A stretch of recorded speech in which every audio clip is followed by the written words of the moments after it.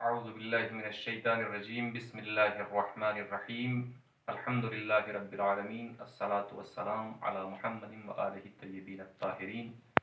قال رسول اللہ صلی اللہ علیہ وآلہ وسلم انا للجنت بابا یدعی الریان ولا يدخل منہ الا الصائمون۔ عزیزان محترم،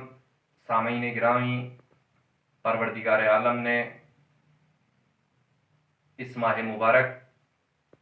اور ماہ رمضان کے مہینے کی جو فضیلتیں ہیں اور اس ماہ مبارک کا جو شرف ہمیں بخشا ہے، دیکھیں ہمارا عنوان فضیلت ماہ رمضان ہے، اور فضیلت ماہ رمضان جو ائمہ معصومین علیہ السلام نے حدیث میں اس کے بارے میں ارشاد فرمایا ہے، جیسا کہ خود ابھی آپ نے اس حدیث کو سماعت فرمایا کہ رسول اکرم نے ارشاد فرمایا کہ جنت کا ایک دروازہ جس کو ریان کہا جاتا ہے، اس سے کوئی داخل نہیں ہو سکتا مگر وہ افراد داخل ہو سکتے ہیں کہ جو روزے دار ہوں، جنہوں نے روزہ رکھا ہو۔ اس ماہ مبارک کی عظمتوں اور فضیلتوں کے بارے میں خود امام علیہ السلام نے ارشاد فرمایا کہ ماہ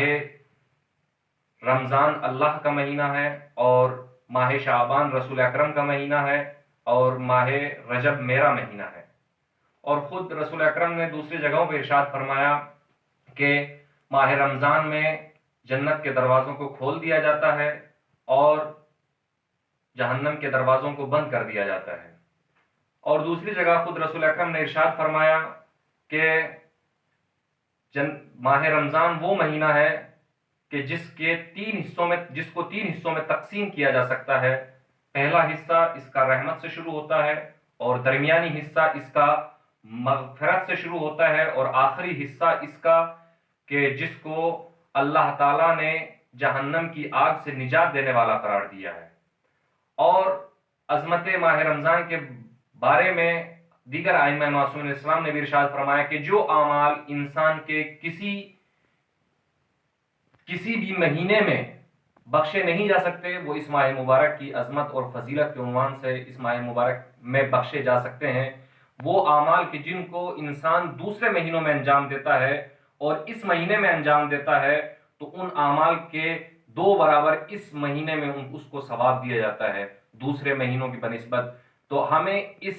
ماہ مبارک کی فضیلت اور عظمت کو فراموش نہیں کرنا چاہیے، اور جو اعمال نیک ہم دوسرے مہینوں میں انجام دیتے ہیں، اس مہینے میں ہمیں ان کو زیادہ سے زیادہ انجام دینا چاہیے۔ کیونکہ دیکھیے ہماری زندگی کا قانون یہ ہے کہ جب بھی ہم کوئی کام کرتے ہیں تو ہمیں کام کرنے سے پہلے ہمارے ذہنوں میں ایک چیز یہ آتی ہے کہ کل ہمارے لیے کیا ہوگا، کل ہمارے لیے کیا ہوگا، حتیٰ کہ ہماری فطری زندگی میں یہ بات شامل ہے کہ جب ہم اپنی زندگی گزارتے ہیں تو ہم سال بھر کا ذخیرہ، 6 مہینے کا ذخیرہ اپنی استطاعت کے اعتبار سے اپنی زندگی میں ہم رکھتے ہیں، تاکہ اگر کوئی مشکلات پیش آ جائیں، جیسا کہ ابھی کا ماحول بھی ہے، تو تاکہ ہم اس بچی ہوئی چیز سے اپنی زندگی کو گزار سکیں۔ تو ماہ مبارک بھی آپ